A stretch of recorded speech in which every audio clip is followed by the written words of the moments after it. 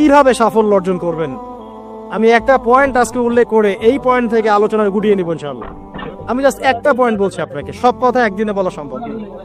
আল্লাহ রাব্বুল আলামিন বলেন কদ আফলাহা মান যাক্কাহা, সে ব্যক্তি সফল হয়ে গেছে যে ব্যক্তি তার আত্মাকে পরিশুদ্ধ করতে পেরেছে।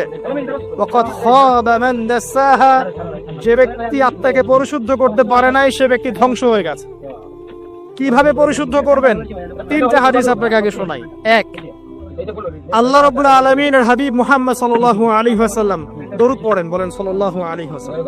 তিনি বলছেন যে আল্লাহর এমন কিছু বান্দা আছে যারা জান্নাতে প্রবেশ করবে যাদের অন্তরটা হবে পাখির মতো নরম। কার মতো? পাখির মতো। একটা হাদিস শুনলেন। 2 নম্বর হাদিস, আল্লাহর রাসূল সাল্লাল্লাহু আলাইহি ওয়াসাল্লাম বলছেন শহীদদের আত্মা যখন আল্লাহর কাছে পৌঁছায়, আল্লাহ রাব্বুল আলামিন সেই আত্মাগুলোকে সবুজ রঙের কিছু পাখির মধ্যে প্রদান করেন এবং সেই পাখিগুলো আরশের নিচে লণ্ঠন আছে এখানে বসে থাকে এবং তারা জান্নাতের যে কোনো জায়গায় যায়, ঘুরে খাবার খায়, আবার ফিরে আসে।